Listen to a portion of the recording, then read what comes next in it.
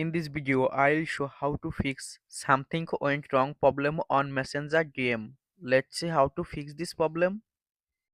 Tap on Hold Messenger. Click on App Info.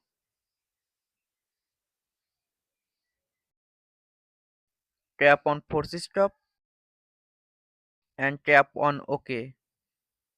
Tap on Storage and Cache. Tap on Clear Cache and go to Play Store.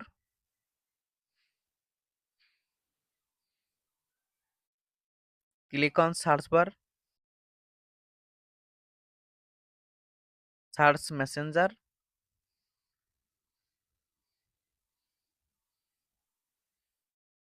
Make sure update Messenger app on your phone. Now go to Messenger.